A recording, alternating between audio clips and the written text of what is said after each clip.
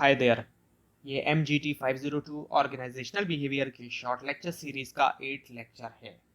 और इस लेक्चर के अंदर भी आपको मेन पॉइंट्स करवाए जाएंगे और ये जो स्लाइड है ये आप इजीली डाउनलोड कर सकेंगे नीचे डिस्क्रिप्शन बॉक्स में दिए गए लिंक से, अगर आपको स्लाइड्स को सर्च करने में प्रॉब्लम हो रही है तो इस लेक्चर के अंदर जो मेन जो टॉपिक है वो है पर्सनैलिटी का। और पर्सनैलिटी की यहाँ पे कई सारी डेफिनेशंस दी गई हैं जिनको आप रीड कर लें तो अच्छा है, लेकिन जो मेन बात है पर्सनैलिटी के बारे में समझने की वो आपको बताई जा रही है कि वर्ड पर्सनैलिटी ड्राइव हुआ है ग्रीक वर्ड पर्सोना से।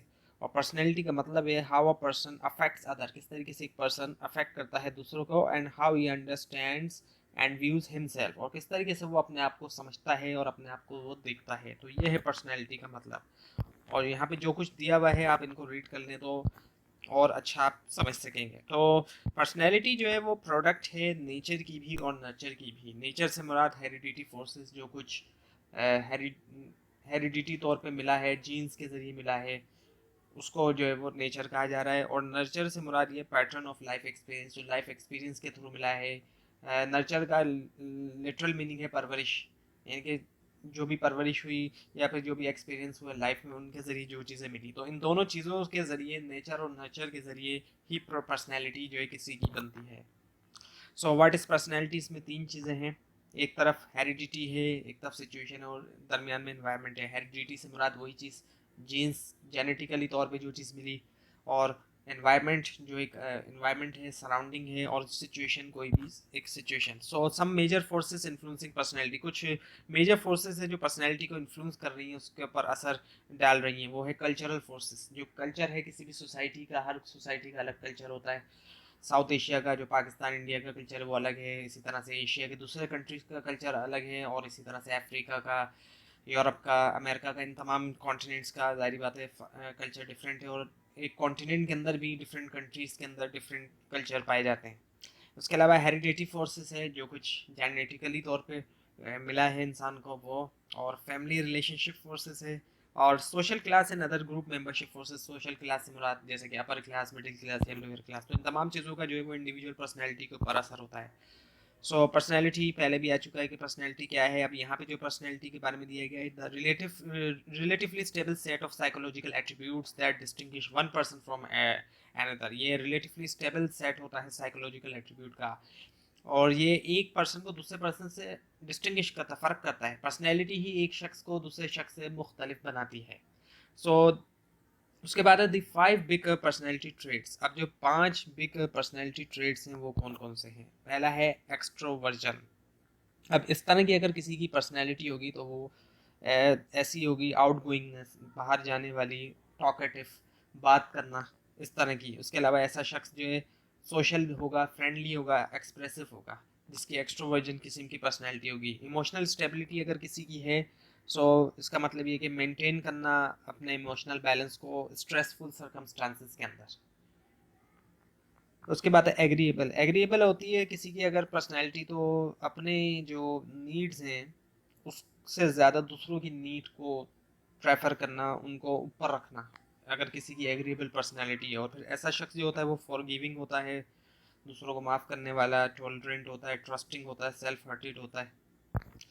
उसके बाद है कंसाइंटियसनेस। अब ऐसी अगर किसी की पर्सनैलिटी है तो वो बहुत ही केयरफुल होगा अपने काम को प्रॉपरली करने के लिए, अपने काम को प्रॉपरली करेगा, डिपेंडेबल होगा, ऑर्गेनाइज्ड होगा, रिस्पॉन्सिबल होगा ऐसा शख्स, एंड ओपननेस टू एक्सपीरियंस। अब ये किसी की अगर पर्सनैलिटी है तो ऐसे लोग जो है इमेजिनेटिव होते हैं, करियर्स होते हैं, और ओपन माइंड होते हैं। So the relationship between the big 5 personality dimensions and career. Big 5 traits जो हैं आज जेनेटिकली रिलेटेड करते हैं, बहुत इंट्रिंसिक भी, यानी कि जॉब सेटिस्फेक्शन, और एक्सटेंसिव यानी कि income and occupational status. So big 5 personality dimension है, ये दोबारा आ गया। कंसाइंटियसनेस होंगे तो केयरिंग भी होंगे, डिपेंडेबल होंगे, इमोशनल स्टेबिलिटी होगी तो पॉइज्ड और सिक्योर, ओपननेस टू एक्सपीरियंस है तो सेंसिटिव होंगे, फ्लेक्सिबल, एग्रीबल होंगे, कॉर्टियस और एम्पैथिक, और एक्सट्रोवर्जन होगा तो वो आउटगोइंग और टॉकेटिव होगा। Now the Myers Briggs framework. अब मेयर्स ब्रिक्स फ्रेमवर्क ने इसके अंदर 16 डिफरेंट कैटेगरी को आइडेंटिफाई किया गया। अब वो 16 डिफरेंट कैटेगरीज आपके सामने मौजूद है। रिजर्व या फिर आउटगोइंग, लेस इंटेलिजेंस या फिर more intelligent, affected by feelings या फिर इमोशनली स्टेबल, सबमिसिव या फिर डोमिनेंट, सीरियस या फिर हैप्पी गो लकी, उसके अलावा एक्सपीडियंट या फिर कंसाइंटियसनेस, टिमिड या फिर वेंचरसम, टफ माइंडेड या फिर सेंसिटिव, ट्रस्टिंग या फिर suspicious, practical versus imaginative, forthright versus shrewd, self-assured versus apprehensive, conservative या फिर एक्सपेरिमेंटिव, ग्रुप डिपेंडेंट या फिर सेल्फ सफिशिएंट, अनकंट्रोल या फिर कंट्रोल, रिलैक्स या फिर टेंस। इसके अलावा कुछ और भी पर्सनैलिटी ट्रेट हैं, जैसे कि ट्रस्टिंग है या फिर सस्पिशियस है, प्रैक्टिकल है या फिर इमेजिनेटिव है, फोर्थराइट है या फिर श्रूड है, सेल्फ अश्योर्ड है या एप्रीहेंसिव है, कंजर्वेटिव है या एक्सपेरिमेंटिव है, ग्रुप डिपेंडेंट या सेल्फ सफिशिएंट है, अनकंट्रोल है, कंट्रोल है, रिलैक्स है या फिर टेंस है। Now the other personality traits at work, इसमें सेल्फ एफिकेसी है। इसका मतलब ये कि एक पर्सन का बिलीफ अपनी कैपेबिलिटी के बारे में टास्क को परफॉर्म करने के लिए, जो भी पर्सन का बिलीफ है अपनी कैपेबिलिटीज, अपनी काबिलियत के बारे में टास्क को परफॉर्म करने के लिए, वो सेल्फ एफिकेसी में होता है। उसके बाद है अथॉरिटेरियनिज्म। अब अथॉरिटेरियनिज्म का मतलब तो ये है कि एक्सपेक्ट करना या रिक्वायर करना लोगों से कि वो ओबे करें, जो भी लॉज या रूल्स हैं वो उनको ओबे करें। लेकिन यहाँ पे जो अथॉरिटेरियनिज्म का दिया हुआ है कॉन्सेप्ट, इसके मुताबिक the extent to which a person believes, यानी किस हद तक एक शख्स ये सोचता है कि पावर और स्टेटस डिफरेंसेस जो हैं, पावर का और जो स्टेटस का फ़र्क है वो अप्रोप्रिएट है, वो सही है विद इन हिरार्कल सोशल सिस्टम। जो हिरार्कल सोशल सिस्टम है यानी कि ऑर्गेनाइजेशन है, उसके अंदर ये चीज़ सही है, किस हद तक सही है, इस चीज़ को इसका जो बिलीव है वो जो अथॉरिटेरियनिज्म में आता है। और वैसे अथॉरिटेरियनिज्म के बारे में मैंने आपको बताया कि एक्सपेक्ट करना या रिक्वायर करना लोगों से कि वो ओबे करें रूल्स या लॉज को। Now the risk propensity, so इसका मतलब ये कि degree to which a person is willing to take chances and make risky decision, यानी कि किस हद तक जो है एक पर्सन जो है वो चांस लेना चाहता है और रिस्की डिसीजन लेता है वो। Because personality characteristics creates the parameter for peoples behaviour, जो पर्सनैलिटी करेक्टरिस्टिक्स होती है वो पैरामीटर बनाती है लोगों के बिहेवियर के लिए और एक फ्रेमवर्क देती है प्रिडिक्टिंग बिहेवियर के लिए।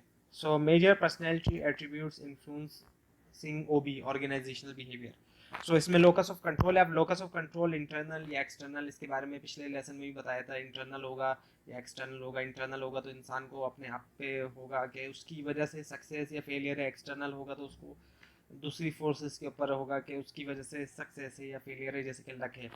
सेल्फ इस्टीम का मतलब होता है कि जो सेल्फ रिस्पेक्ट है, अपनी जो एक वर्थ है इंसान की अपनी नज़र में, उसको सेल्फ इस्टीम कहा जाता है। सेल्फ मॉनिटरिंग का मतलब ये कि एक इंडिविजुअल जो है वो अपने बिहेवियर का खुद रिकॉर्ड रखता है, वो सेल्फ मॉनिटरिंग में आ जाता है।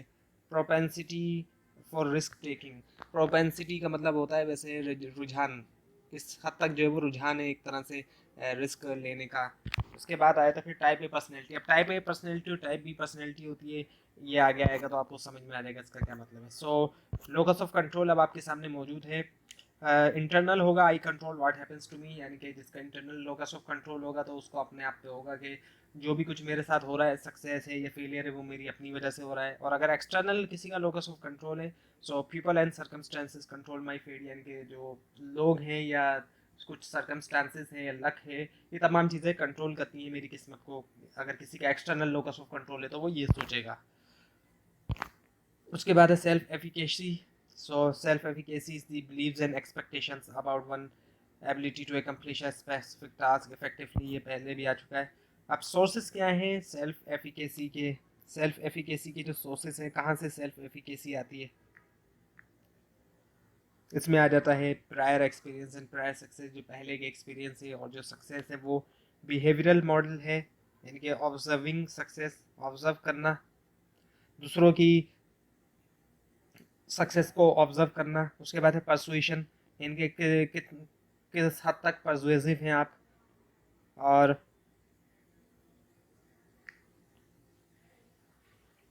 Assessment of current physical and emotional capabilities, यानी कि असेसमेंट करना, यानी कि एग्जाम इवेल्यूशन करना, एग्जामिनेशन करना जो करंट फिजिकल और इमोशनल कैपेबिलिटीज हैं।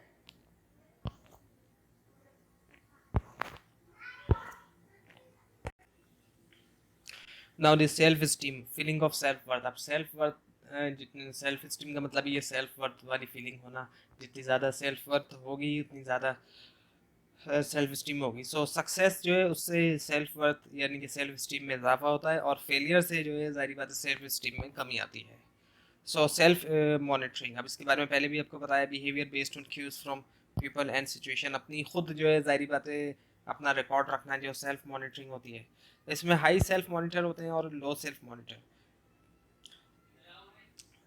हाई सेल्फ मॉनिटर जो होते हैं monitor them self with situation, situation के साथ अपने आप को मॉनिटर करते हैं और उसके बाद फिर वो एडजस्ट करते हैं। जबकि जो लो सेल्फ मॉनिटर होते हैं they are less likely to change their behaviour to fit in, वो बहुत कम जो है चेंज करते हैं अपने बिहेवियर को ताकि वो फिट हो सके। सो अगर हम प्रमोशन वगैरह की बात करें तो जो हाई सेल्फ मॉनिटर होते हैं वो ज़्यादा जो है ज़ाहिर बात है प्रोमोटेड होते हैं, वो जल्दी प्रमोट होते हैं, उनको प्रमोशन मिल जाती है as compare to low self monitor के। So now the personality characteristics in organisation. A strong situation can overwhelm the effects of individual personality by providing strong cues for appropriate behavior। एक strong जो situation होती है वो overwhelm करती है effects जो है individual personality के provide करते हुए strong cues appropriate behavior के लिए। strong personality ऐसी होती हैं जो dominate करती हैं weak situation के अंदर। So now the type A personality, अब आपके सामने type A versus type B personality वाला कॉन्सेप्ट आ रहा है। सो जो टाइप ए किस्म के जो लोग होते हैं ये एग्रेसिव होते हैं और ये अपनी स्ट्रगल को इंक्रीज़ करते हैं ताकि ज़्यादा से ज़्यादा अचीव कर सकें कम टाइम के अंदर। ये इस तरह के लोग होते हैं जो हरी होते हैं, जल्दी मतलब जल्द से जल्द काम करने वाले, जल्द से जल्द रिलैक्स नहीं होते ये जब काम कर रहे होते हैं। So type A versus type B को हम देखें, सो टाइप ए हम ऐसे होते हैं मूविंग, वॉकिंग, ईटिंग रैपिडली, बहुत जल्दी जल्दी मूव करना, चलना और खाना, अपने आप को इम्पेशेंट फील करते हैं with the rate at which most event take place, strive to think, सोचते हैं, ये कोशिश करते हैं सोचने के लिए, टू डू टू और मोर थिंग एट वंस, यानी कि एक दो या दो से ज़्यादा चीज़ें एक वक्त में करने की, और कई सारी और चीज़ें हैं जारी बातें जो ये कर रहे होते हैं। जबकि जो बी टाइप किस्म के लोग होते हैं never suffer from a sense of divergency which is feel not to display और discuss at their achievement and completion. Relax, इंतहाई रिलैक्स किस्म के लोग होते हैं ये, play for fun and relaxation rather than to exhibit their superiority at any cost. काम को जो है जारी बात है एक तेज़ी तेज़ी से करने वाले जो लोग हैं वो ए हैं, और जो रिलैक्स होके करने वाले लोग हैं वो जो है टाइप बी किस्म के लोग होते हैं। सो ऑक्यूपेशनल पर्सनैलिटी टाइप्स, अब आपके सामने ऑक्यूपेशनल पर्सनैलिटी की कुछ टाइप्स यहाँ पे दी गई हैं, जिसमें रियलिस्टिक टाइप है। रियलिस्टिक टाइप में इंडिपेंडेंट और प्रैक्टिकल है। इन्वेस्टिगेटिव पर्सनैलिटी टाइप में एनालिटिकल, इंटेलेक्चुअल और स्कॉलरली है ये। और कन्वेंशनल के अंदर प्रैक्टिकल है, वेल कंट्रोल है, सोशलेबल है, कंजर्वेटिव हैं, prefer structure task and prefer conformity. और डिस्ट्रिक्ट पर्सनैलिटी टाइप जो है ये यूज़ देयर हैंड, अपने हाथों का इस्तेमाल करते हैं और माइंड का, ताकि कोई नई चीज़ बना सकें। एंटरप्राइजिंग पर्सनैलिटी टाइप जो होते हैं ये ज़्यादा तौर पर लीडर होते हैं जो कि टैलेंटेड होते हैं ऑर्गेनाइजिंग करने के अंदर, परसुएडिंग करने में और मैनेजिंग करने में। और सोशल पर्सनैलिटी टाइप जो होते हैं ये डेडिकेटेड लीडर होते हैं, ह्यूमनिस्टिक, रिस्पॉन्सिबल और सपोर्टिव होते हैं। तो ये था आज का लेसन जिसके अंदर लेक्चर नंबर 8 था। आपको अगर कोई क्वेश्चन है तो नीचे कमेंट कीजिए, और ये स्लाइड आप नीचे डिस्क्रिप्शन बॉक्स में दिए गए लिंक से हासिल कर सकते हैं। लेकिन अगर आपको लिंक ना मिले उसके लिए आप नीचे कमेंट कीजिए, और इस पूरी सीरीज़ को देखने के लिए इस चैनल को सब्सक्राइब कीजिए, बेल आइकन के ऊपर क्लिक कीजिए। Thanks for watching this video.